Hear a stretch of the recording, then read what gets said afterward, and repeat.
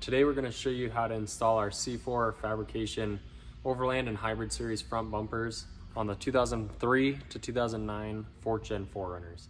This installation video is going to cover everything that you need to know to install both our Hybrid and our Overland Series front bumper on the 4th Gen 4Runner. We're going to run through what's all included in the Overland and Hybrid Series bumpers for the 4th Gen 4Runner. To start out, you'll get the bumper. Just one thing to note is that all of our bumpers ship bare steel. They do not come powder coated, and when you receive it, you will need to paint or powder coat the bumper just to make sure that it doesn't rust. If you don't paint it or powder coat it, it will rust immediately, and it's just not something that we offer at this time. So receive the bumper.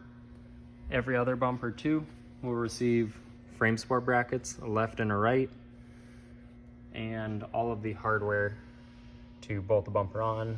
So a handful of washers for the factory nuts on the front of the frame, a couple larger 12mm bolts with washers, and a couple 5/16 bolts with washers and nuts, and then two more 8mm bolts along with the washers that go with those too. If you have a 2003 to 2005 4Runner, you'll get a few more parts than an 06 to 09 4Runner. The first being this longer piece.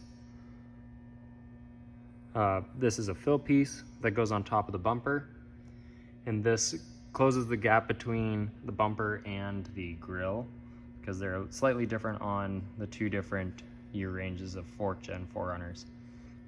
Along with this big fill piece, there are going to be two smaller L brackets, along with all of the hardware to bolt this on, 4 heat shrink solder connectors for the 2 included turn signal lights. These are turn signals and daytime running lights if your 4Runner is equipped with that, but all 03 to 05 4Runners have the turn signals included in this kit with this bumper because they're in the factory bumper and they're necessary once you remove the factory bumper.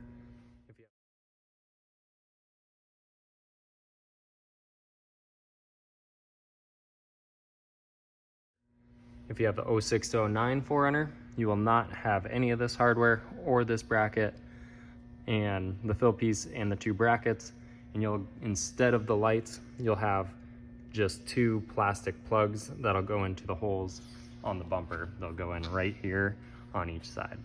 Another thing to note is that lights and a winch are not included in the bumper.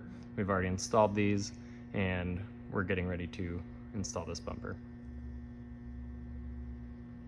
The first step for the installation is to get this old bumper cover off. So we're going to run through and show you all the different clips and screws that you need to remove in order to get this bumper cover off. The first thing that we have to do is remove a handful of bolts. These are going to be 10mm head. So the first one is up here through this hole straight up, and it goes into this bumper. The next one is right here on the side and coming down. We've got one here,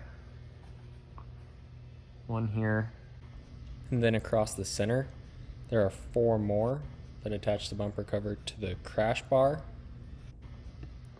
And on this fender liner we have 2 on the bottom here, 1 more in the corner, and then the same thing on the side, 1 in the middle, and then 1 through this hole going up. So pull all of those bolts out first, then we'll end up getting the fender liner out of the way so that way we can disconnect the connectors for the turn signal and the fog light on each side. Now that we have all the screws removed from the fender liner and this bumper cover, what we just need to do is take a flat blade screwdriver, slide in between this clip, kind of lift it up a little bit and push it in, just pop it out, and then we'll do the same thing on the bottom.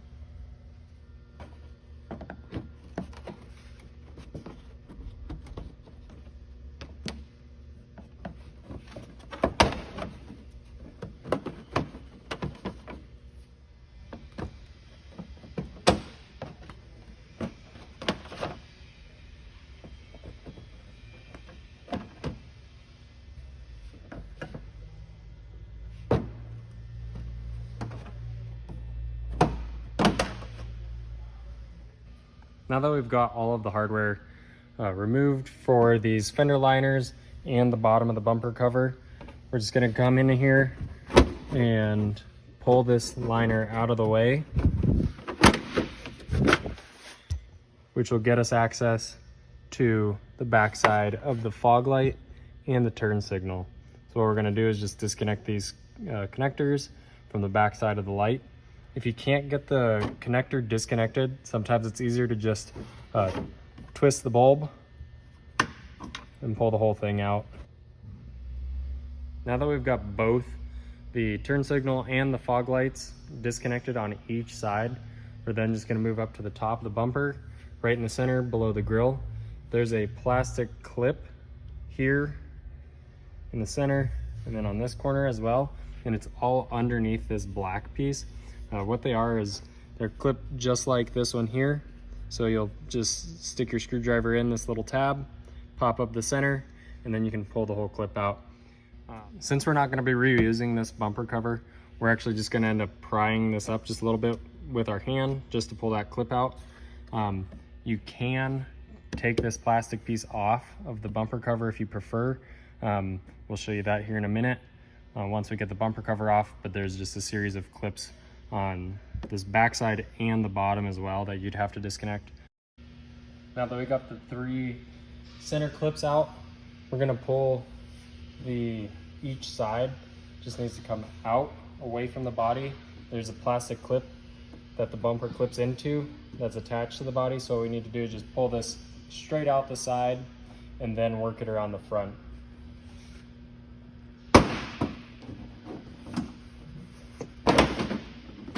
So we don't want to pull it all the way off yet. I'm just going to slide it back on. Do the same thing on this side. Pull it out, pop the clip off, then we can remove the bumper cover. One thing to note is that the 2006 to 2009 4Runners will not have this plastic filler piece below the grill. So this piece won't be in your way when you're going to remove the bumper cover. There should just be the same 3 clips and you shouldn't have any issues there. If you are wanting to, if you can't get these clips out and you want to remove this plastic piece on your 03 to 05, all you have to do here is stick a screwdriver in each one of these little slots. There's a little tab that you just have to push. So each one of these kind of rectangular slots, there's a tab. Push it in with a screwdriver, and at the same time you'll have to lift it up. You should be able to get them to pop out of the clips just like this one is here. And then additionally on the bottom side, there's these tabs here that pass through. They don't go into this, so that's kind of how you can tell which ones, but it's tab here, here, here, here, here, and here. So there's 6 total. These tabs, you just have to push the tab through the hole on the other side. So you have to do all of these just to pop that plastic piece off. So again, you shouldn't need to, but if for some reason you can't get those plastic clips out, you may need to pop that piece off. Now that we got the bumper cover off, just got to clean up the sides just a little bit. We're going to pull these plastic clips off. These ones hold the bumper cover in place. So there's just this 10mm screw here and here. Pull these 2 out, and then this whole thing will just come off. We'll do that on both the passenger and driver's side, and then we will move on to removing the crash bar. Next thing that we have to do is just remove the crash bar. This is 8 14mm nuts here on the front of the frame. So there's 3 down the side on the outside, 1 on the inside, and that's on each side on each frame rail. So you'll remove these 4 nuts on each side and remove the crash bar. Just comes straight off.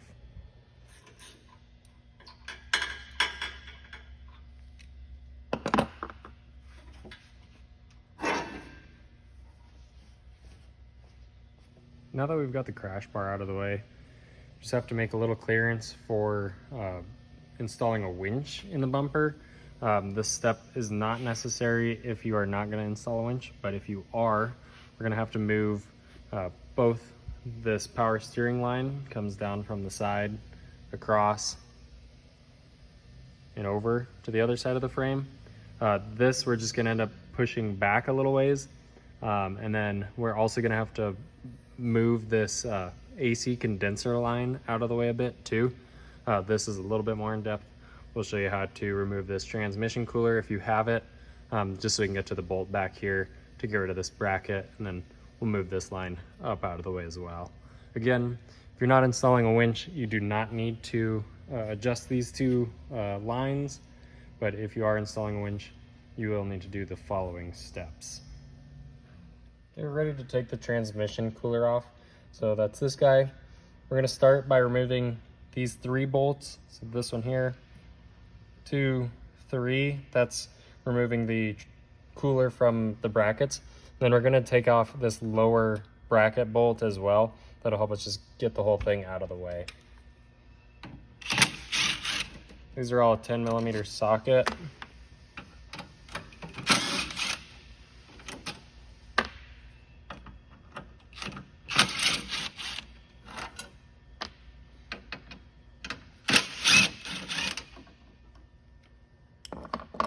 Now that those 4 bolts are out of the way, the cooler will slide towards the driver's side. There's a little tab right here. So slide it to the driver's side, and then it swings out of the way. So now what we just need to do, just keeping it out of the way there. Next, we're gonna pull off this nut right here for this bracket that's holding this aluminum AC line.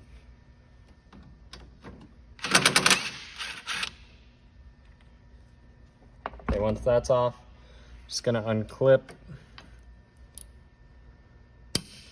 this from the AC line, and then we can put the transmission cooler back into its spot. So again, I'm just gonna line up this tab with the hole on the side of this support.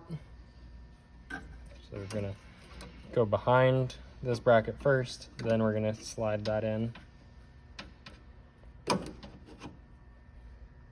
and then reinstall the lower bracket. Again, the rubber part goes in front of the cooler.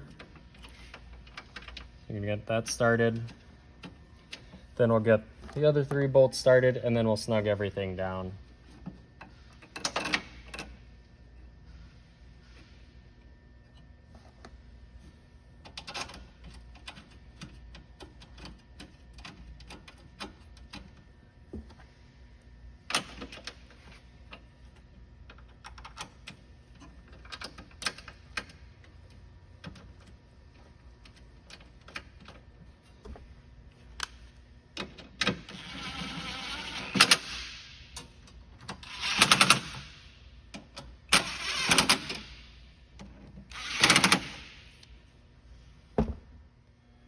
Now that we've got this bracket out of the way for the AC line, the next thing that we have to do is come down to the side of the frame rails, and we're going to be removing this 12mm head bolt on the side of the frame that is a support for the power steering cooler line.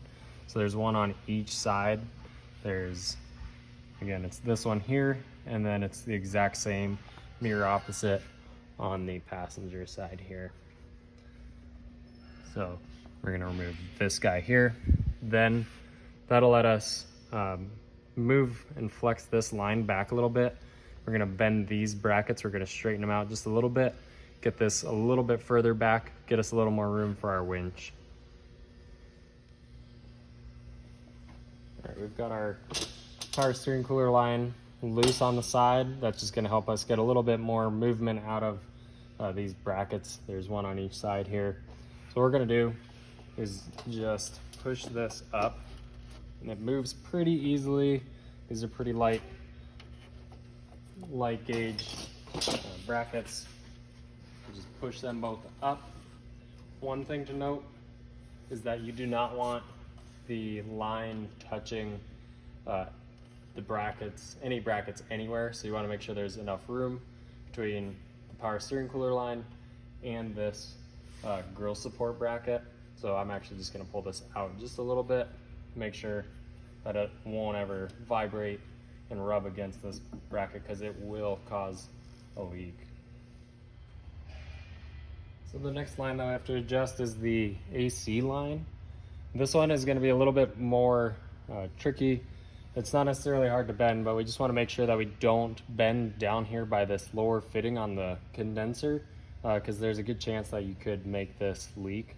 So what I'm going to do is just support it down here, really more in this flat straight section. I'm going to support it here, and then I'm going to carefully bend this up. And it's also important that you do not kink this line. So try to, if you need to move around a little bit to get a nice gradual radius on this, it's definitely highly recommended to just take your time, make sure you support this lower section so that you're not putting any stress down here on this fitting. So we're just gonna kind of work our way around.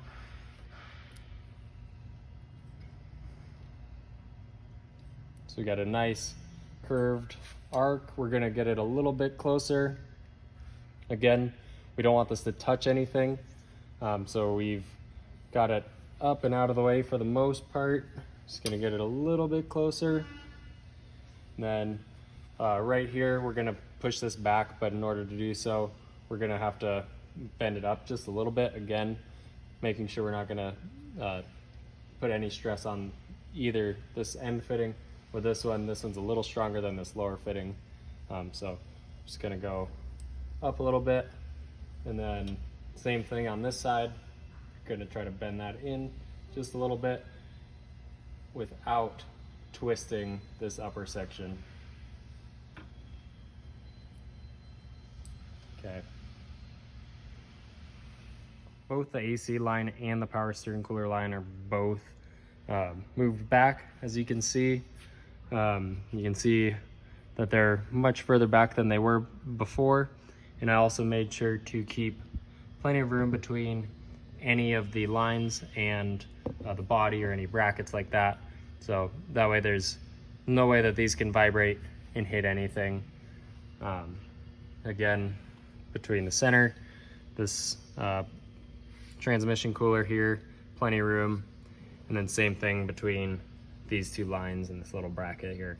So again, this only needs to be done if you're going to be installing a winch. If you're installing a hybrid bumper on your 4Runner, it's probably a good idea to move this whole thing back just a little bit. So what I'm going to do is actually just bend the outer portion of the center cooler line, and then I'm going to just try to make this radius just a little bit tighter. Should be able to just take it in your hand, pinch it just a little. You don't want to kink this line either. It won't take much. We're just looking for maybe about a 1/2 inch difference in opening. So we're going to make it a 1/2 inch narrower. So we're going to do that on each side just to prep for our bumper. That just gets us a little bit more clearance right through here. The last thing that we can do to prepare for installing our bumper with a winch, if you have an integrated style winch, if you want, you could leave that control pack mounted on top of the winch, and I'll show you what I mean here in a second. But if you do leave that there, you will need to cut off this bracket here. You'll just cut it right along the back side here. The other option is to relocate that control pack. Coming over to the bumper and winch here. This winch is just sitting in here right now. We're just double checking the height and make sure that everything is good. This is a Warn VR Evo 12S. This is the same size winch as a 10S, just a little bit stronger. So one thing that we just need to check is that the top of the control pack is not any higher than the top of the bumper. If it is, you will need to relocate this control pack. Generally what we do is just mount them over on the side up right here. We'll just have to drill a couple holes and mount the pack to the side, which gets you access from the front through these cutouts. But again, since this one has the clearance between, you can see the clearance between the top of the control pack and the top of the bumper here, we are good as long as we cut out the bracket mentioned before. Since our winch has the integrated control pack on top, we ended up cutting off this lower center brace, and we ended up just cleaning it up with a file and throwing a little paint on there just so it doesn't rust. The other thing that we ended up doing, since this truck is white, we ended up taping off the body here underneath, and then we ended up just painting this lower section black. That just kind of helps hide that gap when everything's all said and done and installed. We did that on both sides. Last thing that we need to do to prep the body to install the bumper is to install bolts through this plastic tab on the flare through the body here. So what we're going to use are the supplied 5/16 by 3/4 inch bolts. I'm going to put a washer on the outside and then a washer and the nut on the inside. So we're going to do this on both sides.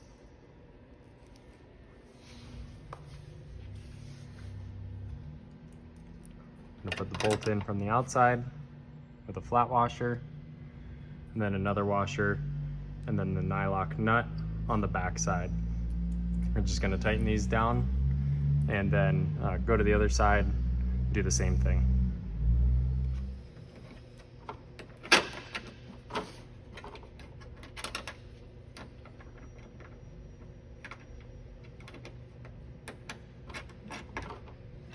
We're going to use a half inch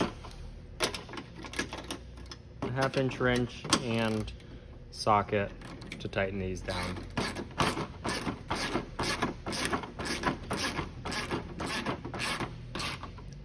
Don't need to be super tight, just snug. We're going to start prepping the bumper now and get everything ready to put the bumper on. So what we're going to do, we're going to start with the winch fair lead, and we're going to install this on the front of the bumper along with our Haas fair lead license plate bracket.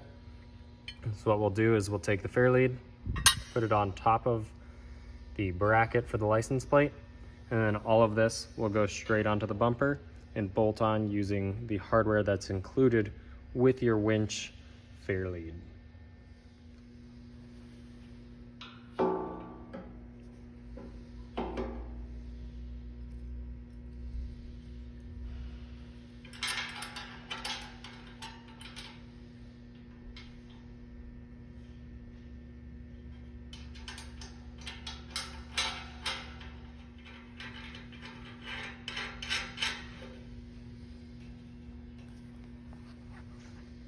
Before we tighten these down, we're just going to make sure that the fair lead is nice and straight and even with this cutout in the bumper, and same thing with the bracket. We don't want our license plate to be all crooked, so we're just going to straighten it up, and then we'll tighten these bolts down.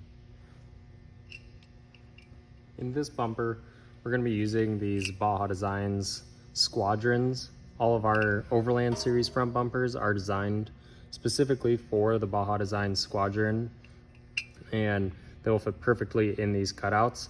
There's a handful of other lights that will work, but the Squadron is the one that's specifically designed for this, so we know it will bolt in without any modifications to the bracket.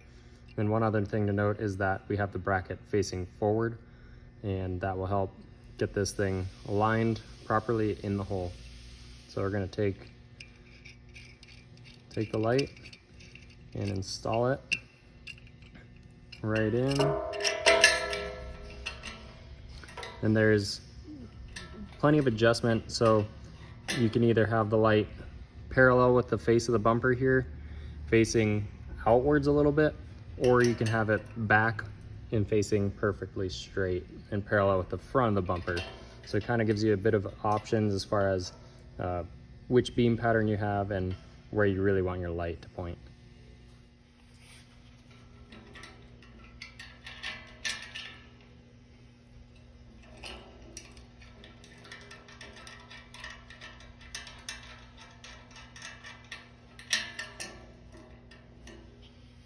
If you're going to be installing a light bar, now is going to be the time before the winch is in.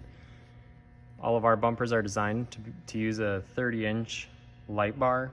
They're designed specifically around the Ball Designs S8 light bar, although many others will work. Sometimes custom brackets will need to be made to install them. The 30-inch Baja Designs S8 will fit perfectly right out of the box.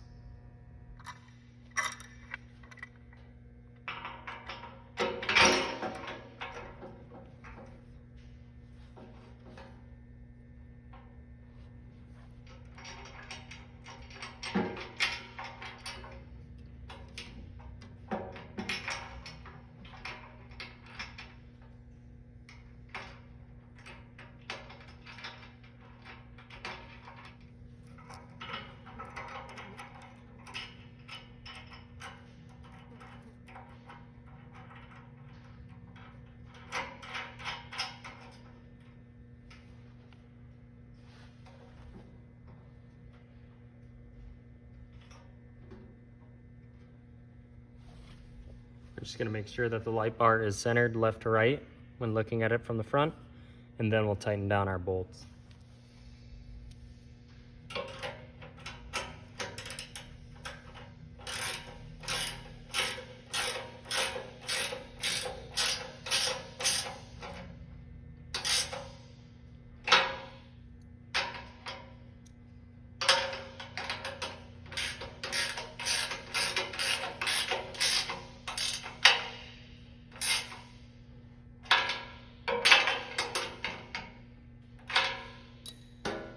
We're getting ready to install our winch into the bumper.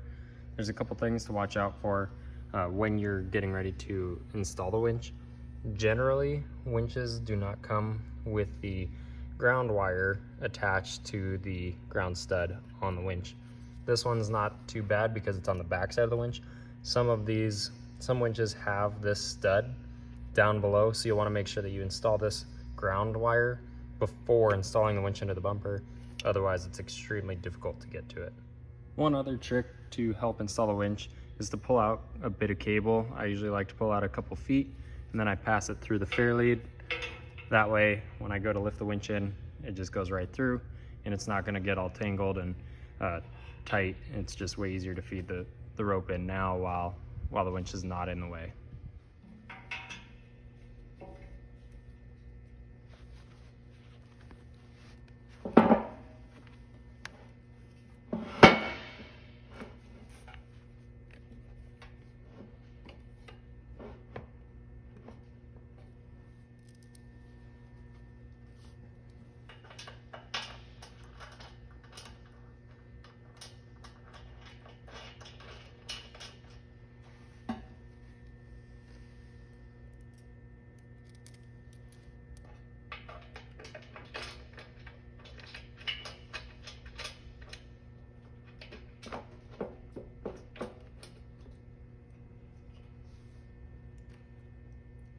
Now that we've got the winch bolts all started, just wanted to show you one thing.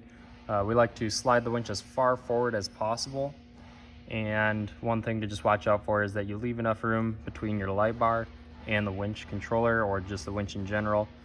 We just want to make sure that the winch does not come in contact with the light bar, because it will mess up your aiming of the light.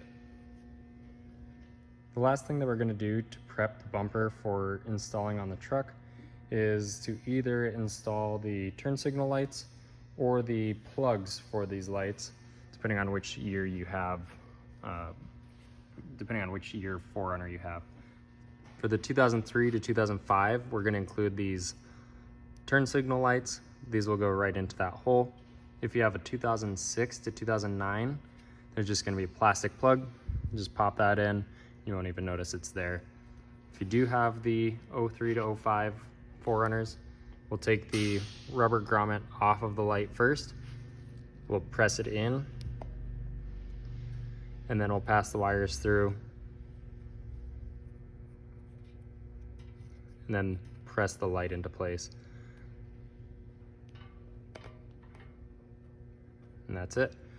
We'll show you how to wire these once the bumper is on the truck. So we'll install these lights on both sides, or the plugs if you have an 06 to 09. If you have a 03 to 05 4Runner, this fill piece is included.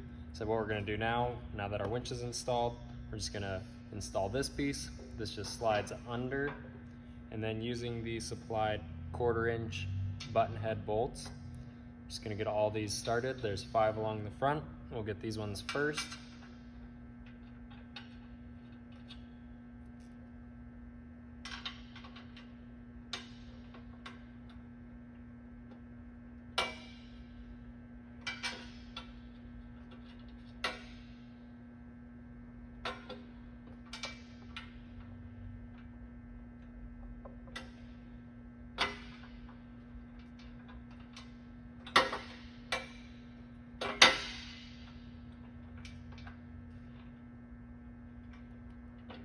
Once they're all started, we're gonna take a 5/32 Allen wrench and tighten these down. I'm gonna start in the middle and then work my way to the outside.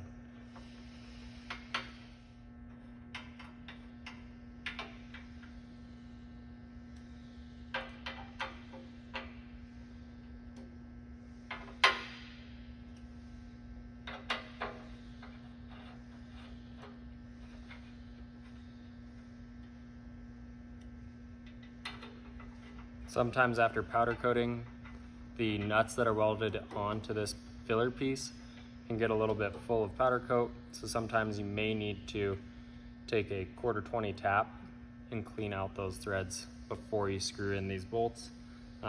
These bolts could break otherwise. Now that we've got the 5 front bolts all tightened down on top, we're going to take these L brackets. They're just a little bit over 90 degrees. These go up in this top corner. And we're going to take another 1/4 inch button head bolt, go through the top, then a flat washer, the nylock nut,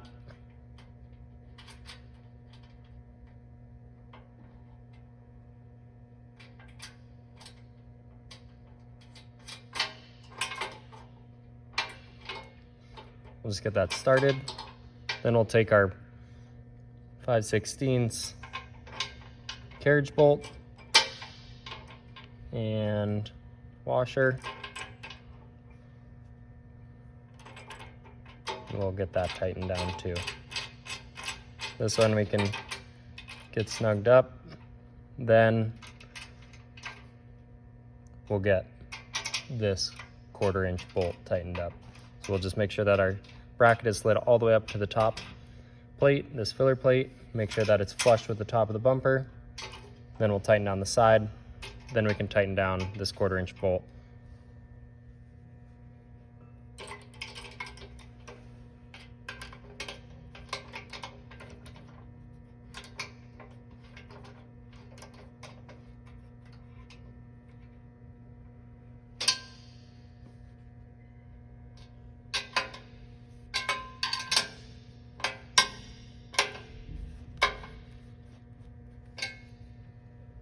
We're getting ready to lift the bumper in place.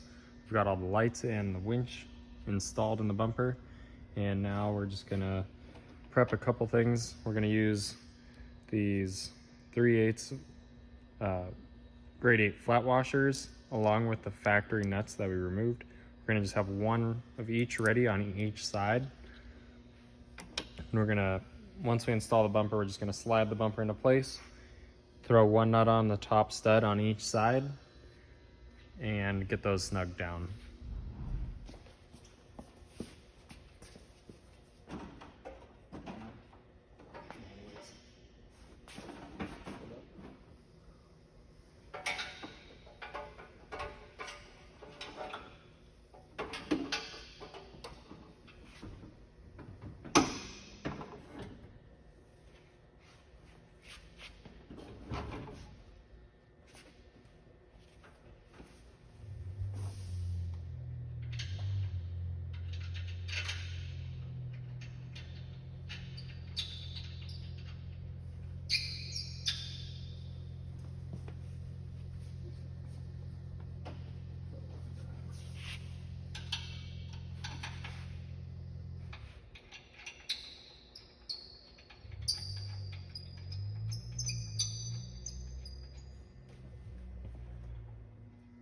The next step after we've gotten the bumper just barely installed here, it's just got one nut on each side holding it on. What we're gonna do now is adjust the bumper vertically so that our gaps on each side match.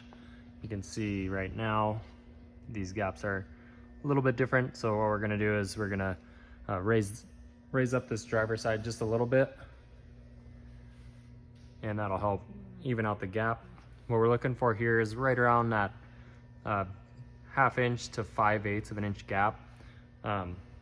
What this does is it allows for the frame of the truck and the body to move independently without the bumper contacting the body here. If there's no gap, or if the gap is too small, when the frame twists, if you're going over an obstacle or anything like that, when the frame twists, the bumper is attached directly to the frame and it'll move independently from the body, and this bumper could definitely contact the body here on the side. Okay, we've got our bumper adjusted how we need. We've got about 5/8 or just under 5/8 of an inch from the top of the bumper to the fender flare. We have that on each side, so it's a nice even gap. And we're also centered left to right. And one thing that we made sure to use is the top and bottom nuts on each side. That way we can make sure that the bumper is sitting flat against the frame plates and that there's no twisting or anything going on. So we've got a nice even gap on each side. And the next thing that we're gonna do is install the center nuts. So to do so, we're gonna use the 3/8 grade 8 washer, and we're gonna use a magnet. We're gonna use the magnet to feed it right through and get the washer onto the stud. Then we're gonna just take a 14mm socket with an extension, feed it in, and we'll get this started. Do that on both sides.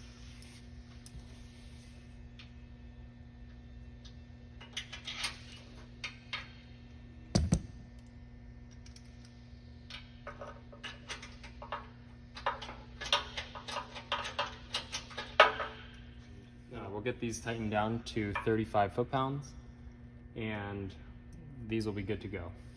Now that the bumper's installed and adjusted how we like it, we're gonna trim these fender liners. So on the driver's side here, there's really nothing that we can attach to on the front side. And then, so what we're gonna do is just take a utility knife and cut straight across. You can see there's this little lip right here. We're gonna go right below that, across over toward this little bulge right here, and then we'll cut up diagonally up to this corner right here. So across from right about through here.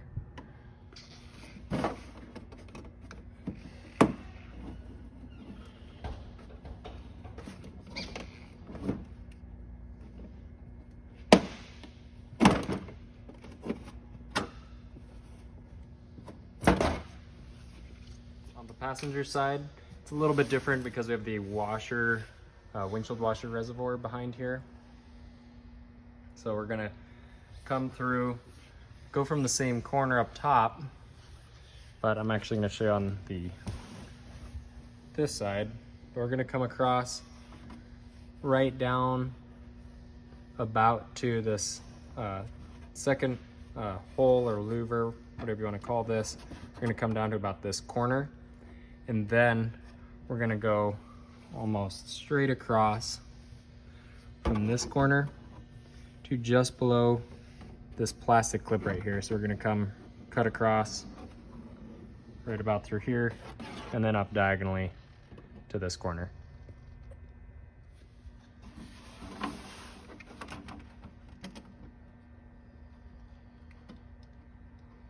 We just want to be careful as we're cutting through this to just make sure we don't go too deep and get into the washer reservoir.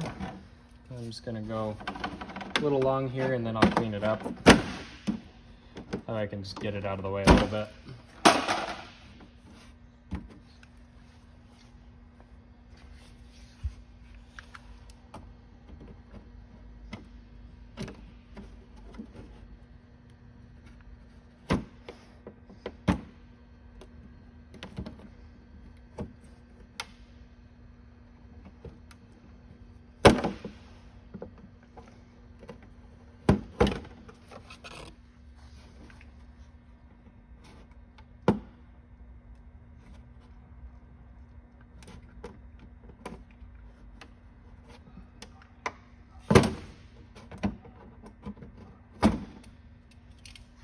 Now that we've got the nuts back off, I'm actually just going to take a 10mm socket and remove this bracket.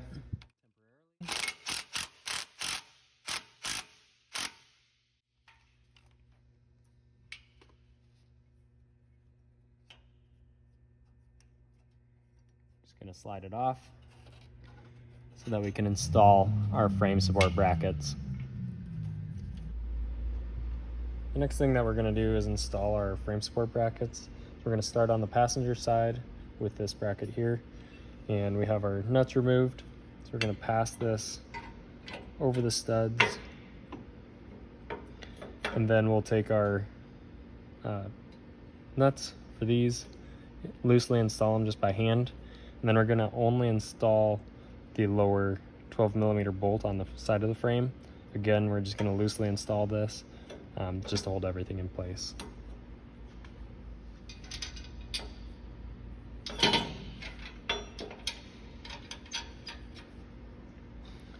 Just be sure to use the supplied 3/8 grade 8 washers on these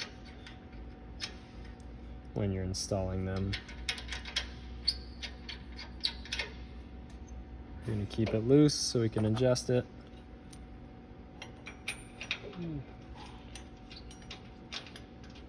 Get this bolt on the side started.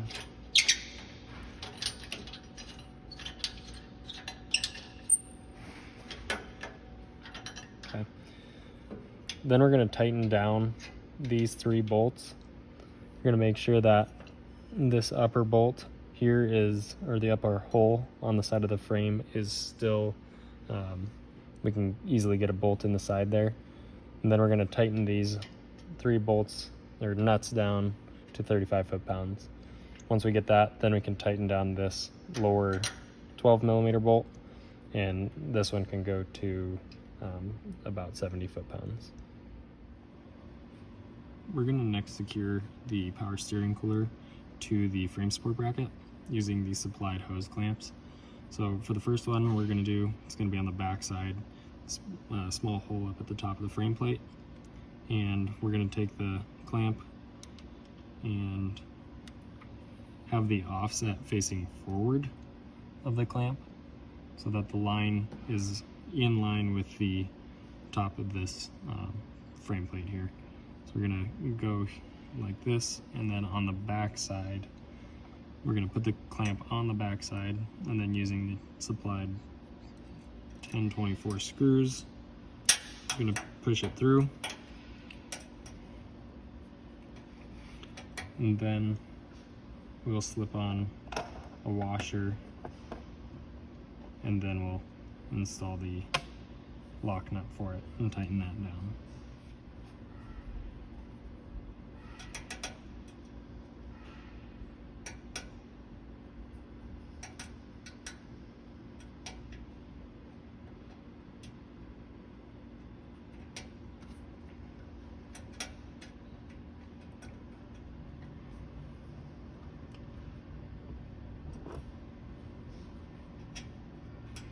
When tightening these down, you'll use an 1/8 inch Allen wrench and a 3/8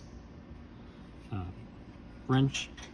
And if you actually go from the back side, from inside the bumper, you can get to it pretty easily if you have a ratchet wrench or potentially a really shallow socket and ratchet.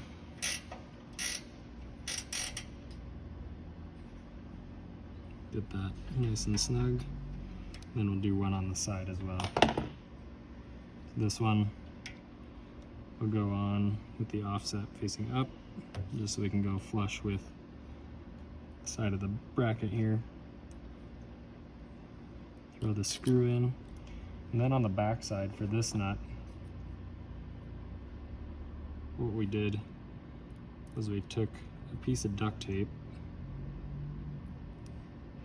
stuck it to the back of our wrench, and put the nut on the inside, and then the washer, we're actually going to do the same and just barely get a little bit of tape on there, just enough to hold it in place. And then we'll take our Allen wrench, put the screw through the hole, and then thread the nut on the back side using the Allen wrench.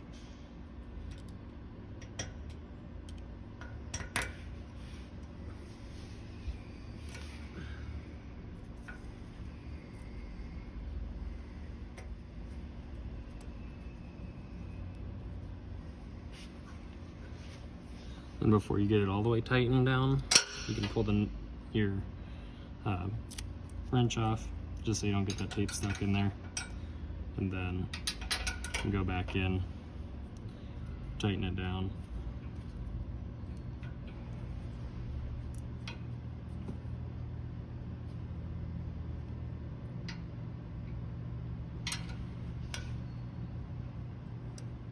Okay, we've got our 1024 screws tight and our power steering cooler line is firmly in place. And now what we need to just do is just check that we have enough clearance between the line and the bracket. So if you actually look up, you can see we've got, it's tough to tell, but it's about an 1/8 inch of clearance on there. If you don't have at least an 1/8 inch of clearance, I'd recommend bending this line out. If you can't get anything in between here to pry this over, what you can do is actually just remove this lower screw, pull the whole line over and out, and you can just put like a screwdriver or anything like that, just rest it on the inside between these two, and then just push on the lower part of this loop here, and that'll help bend in the lower part, which when you reattach the line, it'll effectively give you more clearance up at the top. So just double check that you do have enough room and that nothing's gonna rub through your power steering cooler line. So now that this is installed, we're gonna go ahead and move forward and install our washer tank reservoir guard. In order to install the washer tank skid, we have to take off this body mount nut, and from the factory that's 17 millimeter. So we're gonna go ahead and use an impact on this. And sometimes you have to hold this washer down, and actually in order to pull the bolt down, the bolt has something on top to keep it from spinning. Unless it's pushed up, then it can spin freely. So as long as the bolt is all the way down in the lowest position, you can remove the nut easily. So I'm just gonna pull down lightly on this washer while I remove the nut. Take that off. Then we're gonna take our skid. This tab goes towards the front, and then this hole is where the body bolt will actually go on. We're gonna just slide it up in. Then I'm gonna start the bolt on the side. That's the 8 millimeter bolt that we send with the bumper. Let me get that started.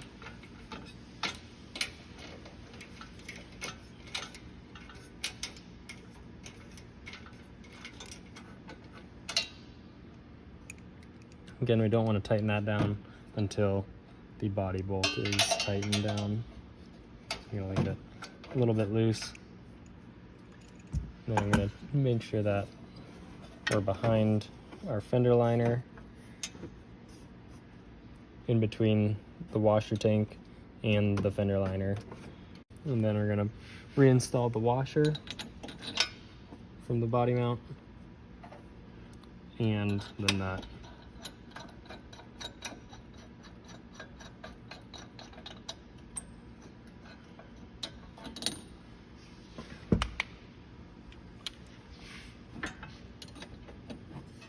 So same thing, when tightening, you may have to hold this washer down a little bit just to keep that bolt from spinning. Just watch out and be careful not to pinch your fingers here.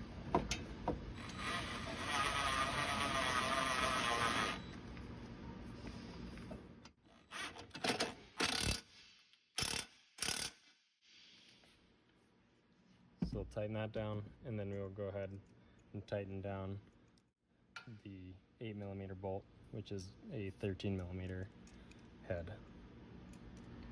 Once you've tightened down the 2 bolts for the washer tank skid, it's important to just double check that it's not rubbing anywhere. Ours is actually just touching all the way in the back corner. It's tough to tell, but it is touching there. So what we're gonna do, we're gonna just loosen up the body bolt and this front bolt again. We're gonna just slide the skid back and make sure that it's not touching the tank or any wiring anywhere. So I'm gonna do that real quick and then check it again. Okay, we've readjusted the washer tank skid, and now we're not touching in the back. It's still tough to see, but we're not touching. And we've gotten our body mount bolt and the side 8mm bolt tightened down. And we're gonna go ahead and move on to the driver's side now with the frame support bracket. That's gonna be all the same, just no washer tank skid. So same process of installing the frame support bracket on the driver's side.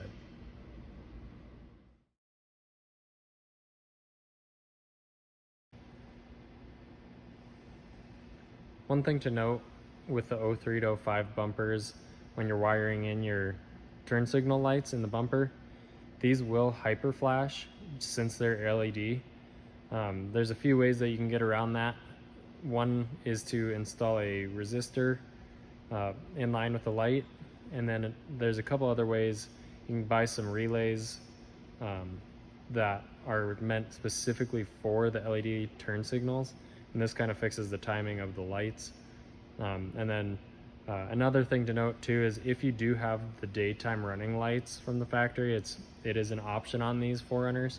So not all of them have them, but if you do have that, you really need to either disable that if you're going to use a resistor, or if you're okay with the hyper flashing, you don't have to do anything. Everything will work as normal. But again, if you do want to have just normal function of your turn signals and not deal with the hyper flashing, you can follow the link below, and this runs you through all the steps that you need to do to disable your daytime running lights. The reason that you can't use the daytime running lights with resistors is because they get way too hot. They're okay when they're used as a turn signal, but when they're always on, they just get too hot, and they just can't be used for that. So again, follow that link. That'll run through, kind of run you through how to disable it. We're not going to show you that here, but there's plenty of threads online that show you how to install those resistors or the relays, and how to disable the daytime running lights if you have it. If you have an 06 to 09 4Runner, your turn signals are actually up in the headlights, so there's nothing that you need to do as far as the resistors or relays or anything like that.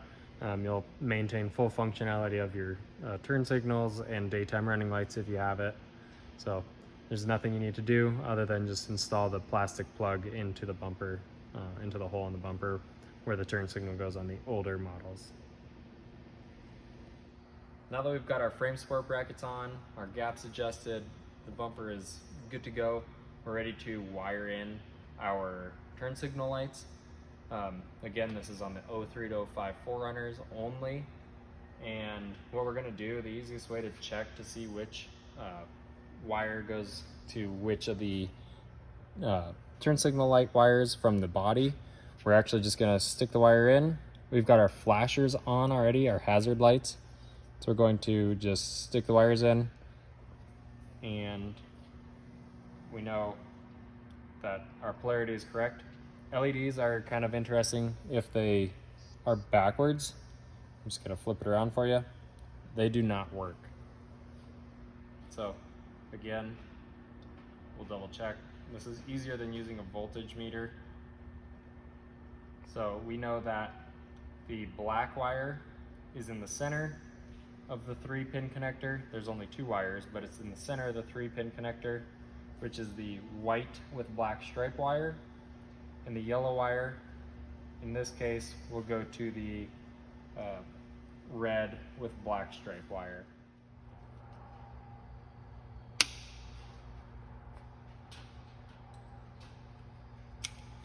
going to take a knife and just carefully cut the electrical tape. And we'll just go up just a little bit. Again, not going too deep. We're going to go between the wires. That way we can just make sure we get a good enough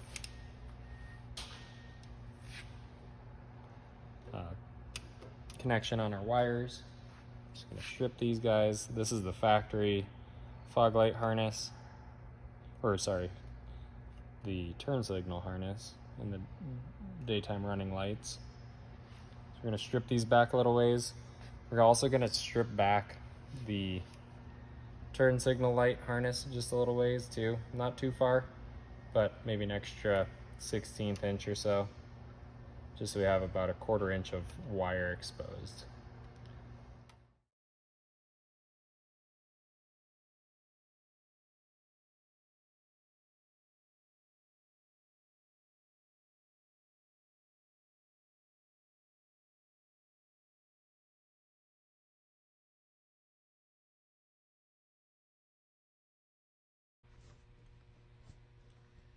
If you decide to go with option 1 and use the included resistor so your lights don't hyperflash, the first thing that we're going to do is twist the wires from one end of the resistor to the black wire from the turn signal light. The resistor wires are the same, and it doesn't matter which wire goes to which color on the light. The resistor works both ways. So we'll do one end to the black wire and one end to the yellow wire of the turn signal light. Then we're going to take our heat shrink solder connector and slide our wires into it. Then we're going to be connecting these wires to the red with black stripe wire. Then using a lighter or a heat gun, we're going to just nice and slowly heat up the center of the connector, trying to melt the solder inside while also shrinking it. It's best to take your time with this and really just try to work from the center out and really just let that solder warm up fairly slowly, and then work your way out towards the ends. Once you let that cool a little bit, then you can go ahead and move on to the other wires. So this one will be the black wire from the turn signal light going to the white with black stripe wire from the body of the 4Runner. So again, repeat the process with a lighter or a heat gun and start from the center out and get that finished up.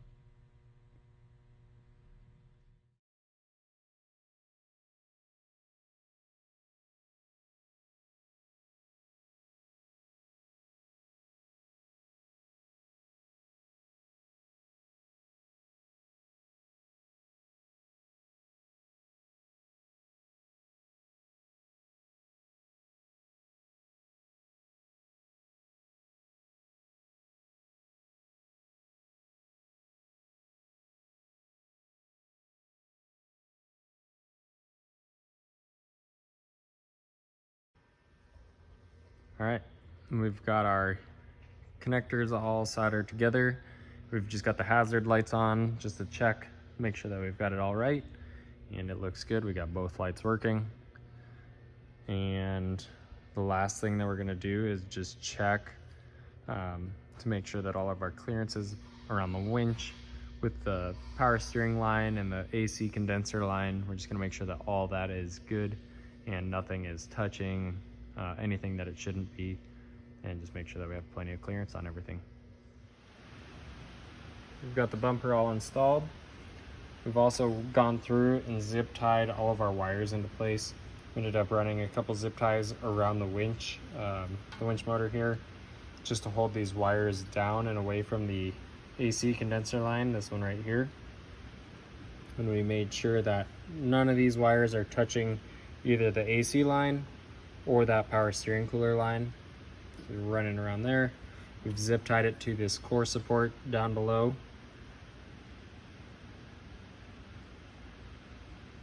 And then we've also double checked, and we did have to bend this AC line just a little bit more, just make sure that it wasn't touching anything. So again, this AC line, this one here is the top line, this aluminum one. We've got plenty of room between this vertical brace that goes up to the hood latch.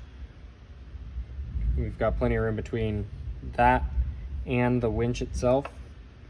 And then same thing here. It's kind of a tough angle, but there's no way that this can rub on anything. And then same thing here with the power steering cooler. Again, plenty of room here. I can fit my whole finger through there. And then it's hard to see, you can't see it at all, but it's the same thing. There's plenty of room between the winch and that line, and then this brace and that line, and it goes all the way across. Okay, we've got all of our bolts tightened down again now that we've got our frame support brackets on. We've double checked our clearances on all of our power steering and AC lines behind the winch. And we also have our washer tank skid installed with all of these bolts tightened as well. We've ensured, again, same thing, power steering cooler line is not rubbing anywhere, and then that the windshield washer guard is not rubbing on the tank either. So with that, our installation is complete.